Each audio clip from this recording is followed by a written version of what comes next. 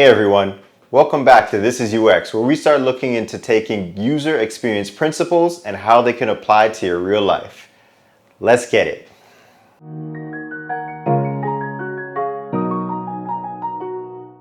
So today we're going to be looking into 3 different myths for UX design.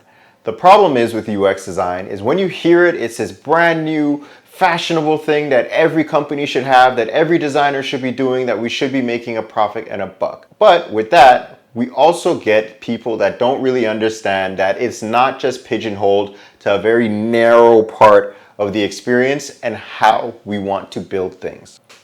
The first myth that we're going to be looking into is that UX is all about the UI and the visual design of it. This is far from the truth. When you're looking into user experience design, you could have very beautiful visuals that make it look like, oh man, I can't believe the muses must have been singing to this person and the gods must have been making them draw it out of their hand and channeling the power of... No, that's not how things work. Especially if you want to have a product that's really successful for the target audience that you're looking for. What we really need to do is we have to look into the 2 steps that I think are very crucial to any experience. And that is doing user research, because we want to find out who is this needed for, what needs do they have, where are they when they need these, when do they need it, and why do they need it? So really need to understand all of these different pieces so that we know we're not taking our wasted effort on building something that nobody needs and nobody even asked for in the first place, because it's not trying to solve a problem that they actually had.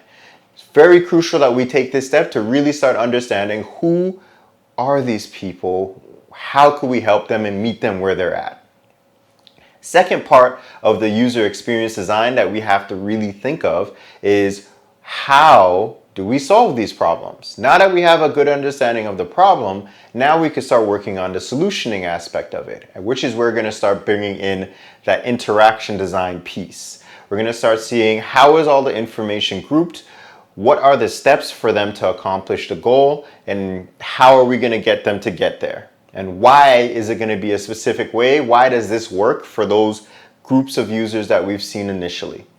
It's only after that we can take those pieces back to the users and start building those visual elements and components and the branding and all of those beautiful things that align with who the people are and the problems that they have and where they're going to need to get help within it. So it's really important that we start getting that understanding very early, or visual designs are just going to be art. It's not going to be the science that we need it to be to solve problems.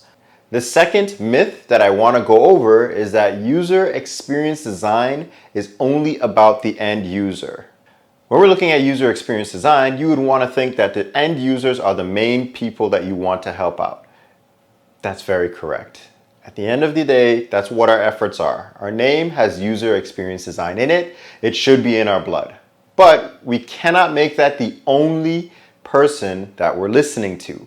We have our stakeholders who are looking to fund our projects, who have their own business initiatives. We have our developers who have a specific time frame which they can build things and which they can actually get things delivered to the world.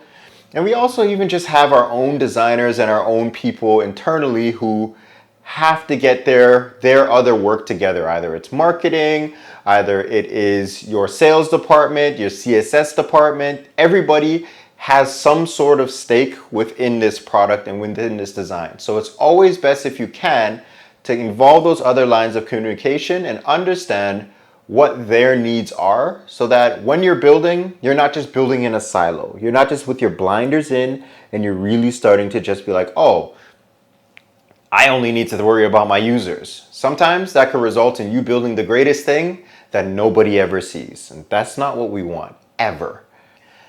The third myth that I really want to tackle is that UX design is only for products and web design. Okay, fair.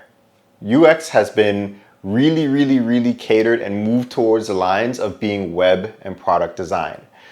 90+% of UX design is going to be in that realm. But what you have to notice is that the principles of user experience design could apply far beyond just the limited ideal of being web or product. You can apply UX design to service design. You could apply to UX design to like managing your time, managing your own projects, managing your life. It's not really looking to be that UX design has to be only there. It's just that for now, that's what the industry has been doing as much. UX design is more, as I said before, a science for how we get from understanding a problem to really, really looking to solve it. And if you take those principles and those processes of really understanding the problem, validating if we are looking at the problem correctly and if we're getting the right and the most appropriate answers for the problem, you could start applying those principles in other aspects of life that don't just have to be about product and design. So always keep that in mind. Keep your brain fresh. Keep your brain thinking about all the different ways you could do it, because we could do so much more than just for product and web design. So these are the 3 biggest myths in UX design that I see today.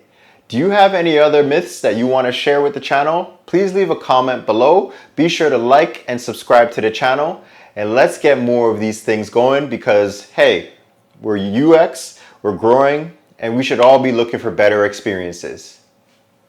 Take care of yourself.